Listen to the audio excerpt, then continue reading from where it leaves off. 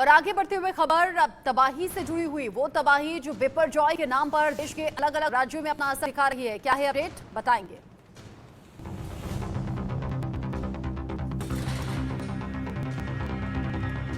बिपरजॉय तूफान जैसे जैसे आगे बढ़ रहा है, वैसे वैसे हिंदुस्तान के अलग अलग राज्यों में इस रोकथाम के लिए, इसकी तबाही को कम करने के लिए इंतजाम नजर आ रहे हैं। तूफान को लेकर अलर्ट जारी किया गया है। 74,000 लोग ऐसे हैं जिन्हें सेफ जगह कर दिया गया है। गुजरात, महाराष्ट्र, ऐसे 442 गांव यहाँ के ऐसे हैं जहां पर अलर्ट घोषित किया गया है।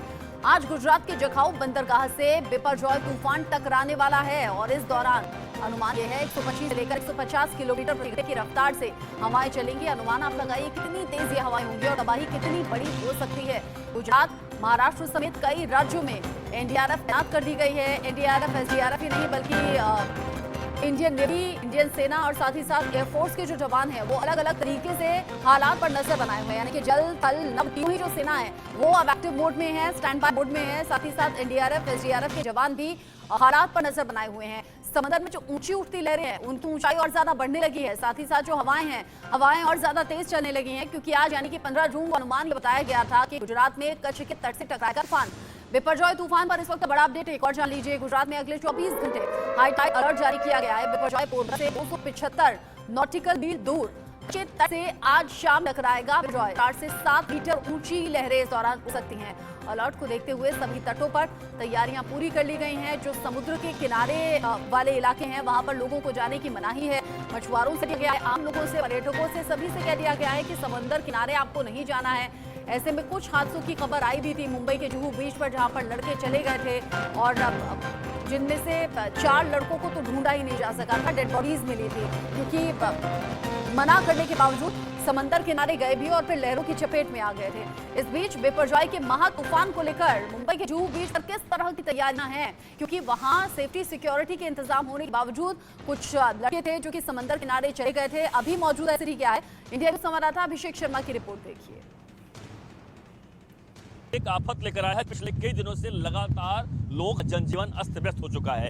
लोग ना तो ठीक बीच पर घूम पा रहे हैं, ना तो जा पा रहे हैं और तमाम जगहों पर ऐसी स्थिति हो गई है कि किस तरीके से तेज हवाएं चल रही हैं, किस तरीके से बरसात हो रही है और तमाम जगहों पर लोगों के घर उजड़ रहे हैं। यह स्थिति है गुजरात की, लेकिन सेम स्थिति महाराष्ट्र की भी हो सकती थी, लेकिन उतनी बहुत भयावह स्थिति महाराष्ट्र में देखने को नहीं मिल रही है। लेकिन हाँ, यह बात भी नहीं है कि खतरा नहीं है, खतरा बिल्कुल यहाँ पर मंडरा रहा है, क्योंकि जो तेज हवाएं लगातार चल रही हैं इस तूफान के, साइक्लोन के कारण, उसके वजह से कई जगहों पर लोगों के घरों की छतें उड़ गई हैं। कई जगहों पर तेज हवाओं के कारण पेड़ गिर चुके हैं। ये तस्वीरें आपको मैं दिखा रहा हूं मुंबई के पास पालघर का, पालघर इलाके के सुरुचि बीच है, एक प्रसिद्ध बीच है सुरुचि बीच, और इस बीच पे देखिए अरब महासागर के तट पर इस वक्त खड़ा होकर आपको मैं तस्वीरें दिखा रहा हूं कि किस तरीके से विशाल समुद्र में बड़े बड़े यहाँ पर लहरें उठ रही हैं, लहरें ऊंची उठ रही हैं। कारण साफ है कि हाई टाइड भी आया हुआ है। हाई टाइड के कारण और हवाएं जो तेज चल रही हैं 50 से 60 किलोमीटर प्रति घंटे के हिसाब से, उस हिसाब से यहाँ पर अधिक असर देखने को मिल रहा है। और यही कारण है कि पूरे बीच को इस वक्त खाली करा दिया गया है। और यह खाली आज के लिए नहीं बल्कि 15 तारीख तक खाली रहेगा, 16 तारीख तक खाली रहेगा, ताकि कोई भी इस बीच पर ना आ सके और कोई सैलानी या कोई जो आसपास के लोग आते हैं यहाँ खड़ा हो सकता है। और हम भी इंडिया न्यूज के माध्यम दर्शकों को अपना रिक्वेस्ट करेंगे, किसी भी तरीके से आप यहाँ बीच पर, कहीं पर भी बीच पर जहाँ पे हो आप, समुद्र के आसपास ना जाएं, वरना इसकी चपेट में आ सकते हैं और नुकसान हो सकता है। आपको याद दिला दूं, मुंबई के जुहू बीच पर 5 बच्चे डूब गए थे, 4 लोगों की मौत हो गई है, 1 बच्चे को बचा लिया गया।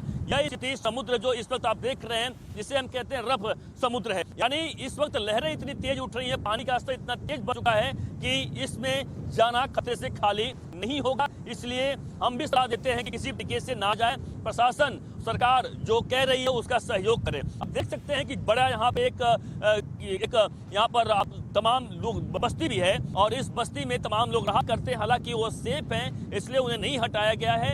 एक यहाँ पर अलग तरीके से एक टापू कहते हैं जो बना हुआ, पहले से बसते हैं लोग यहाँ पर। और ये जो बीच की तरफ देख रहे हैं, तमाम तेज हवाएं लगातार चल रही हैं और तेज हवाओं के साथ यहाँ पर तेज झोंके लगातार दिखने को मिल रहे हैं। मैं बीच में खड़ा हूँ, मैं उस हवा के झोंकों को महसूस कर पा रहा हूँ कि कितनी तेज हवाएं लगातार यहाँ पर चल रही हैं। लेकिन यह स्थिति आपको मैं लगातार बता रहा हूँ मुंबई और आसपास के इलाकों का, कि जहां पर इस वक्त जो साइक्लोन का असर है वह यहाँ पर भी देखा जा रहा है, लेकिन उसकी रफ्तार कम है। यहाँ पर खतरा जरूर अधिक है, लेकिन यहाँ पर नुकसान उतना अधिक नहीं है जितना कि गुजरात में देखने को मिल रहा है। इसलिए आप अलर्ट रहें, सजग रहें, सतर्क रहें, समुद्र के पास गलती से भी ना जाए। कैमरामैन विनोद गुप्ता के साथ अभिषेक शर्मा, इंडिया न्यूज, पालघर।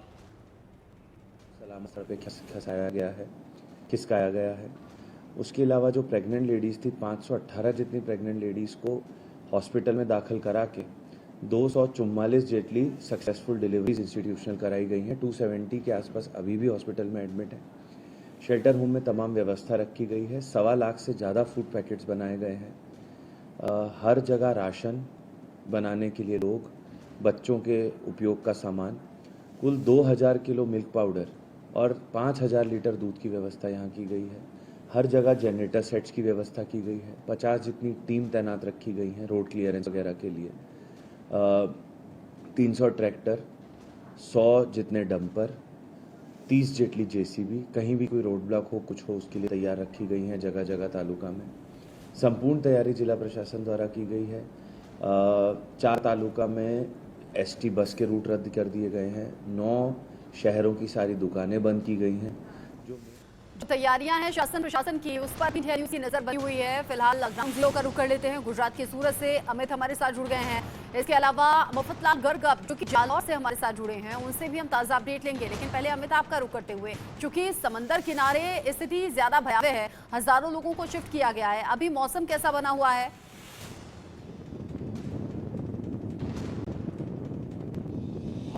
मौसम की अगर बात करें तो पूरे दक्षिण गुजरात में इस समय बादल घिरे हुए हैं, हल्की हल्की बूंदाबांदी भी हो रही है। तो दक्षिण गुजरात में अति से अति बारिश की जो संभावना बताई गई हवामान विभाग की तरफ से, तो यह शाम के बाद से यहाँ पे काफी मात्रा में बारिश भी हो सकती है। और इस वक्त हम सूरत के डुम्बस के समुद्री तट पर खड़े हैं। तो समुद्री तट पर जब हम खड़े हैं तो यहाँ पे अभी फिलहाल पानी जो है वो काफी अंदर है, अभी फिलहाल किनारे पर नहीं पहुंचा। लेकिन जिस तरह से बिपोर जो है साइक्लोन जिस तरह से आगे बढ़ रहा है, उसके चलते माना जाता है कि जब शाम को वह जखौ बंदर के लैंडफॉल करेगा तो उसके बाद से जो उसकी हवाएं तेज होगी, उन सारे मामलों में जो 1600 किलोमीटर का जो दरियाई पट्टा है उस पर कहीं ना कहीं असर देखने को मिलेगा। और दोपहर से ही जो हवाएं हैं वो तेज हो जाएंगी, जिसके चलते जो समुद्री तट का जो किनारा है वहां पे भी समुद्री पानी पहुंच जाएगा। और जो लहरें हैं, जिस तरह से कल बात हुई थी 4 से 5 फीट लहरें जहां पर आप खड़े हुए हैं वहां तक समंदर की लहरें आ जाएंगी। दोपहर बाद से स्थिति और ज्यादा भयावह हो सकती है, आउट ऑफ कंट्रोल हो सकती है, और इसी के लिए अलग अलग जगह टीम की तैनाती है। अमित, एक बार तस्वीरें आप चारों तरफ की दिखाएं। समंदर की लहरें कितनी ऊंची अभी हैं, हवा कैसे चल रही है, चारों तरफ की तस्वीरें दिखा दें। जी बिल्कुल, अगर हवा की बात करें तो हवा यहाँ पर तकरीबन 40-45 प्रति घंटे है यहाँ पर।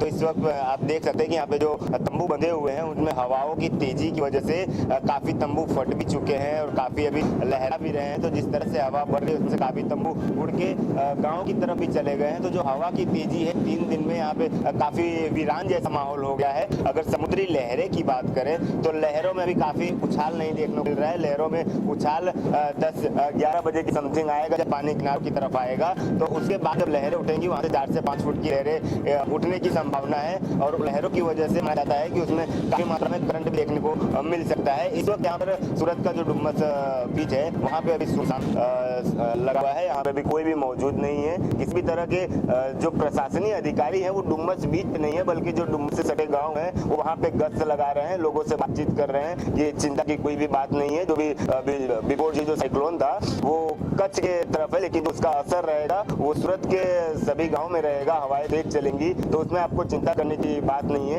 इस तरह से सीएम भूपेंद्र पटेल कल शाम से ही जो कच्छ, पोरबंदर, द्वारका के जो गांव है वहां पे वो लगातार वीडियो कॉन्फ्रेंसिंग के जरिए, सीएम डैशबोर्ड के जरिए, जनसंवाद केंद्र के जरिए वो हम लगातार उन गाँव के संपर्क में सीधे तौर पर सरपंचों से बातचीत की जा रही है। तो इन सभी मामलों में जो एनडीआरएफ की टीम है वो भी अभी चौकन्ना हो गई है, एसडीआरएफ की टीम भी चौकन्ना हो गई है। चौकन्ना होना जरूरी भी है। और हवा जिस तरीके से तेज चल रही है वो आपको देखकर समझ में आ रहा है, साथ ही साथ आवाज में जो डिस्टर्बेंस है उससे भी समझ में आ रहा है कि हवाएं वहाँ कितनी ज्यादा तेज हैं।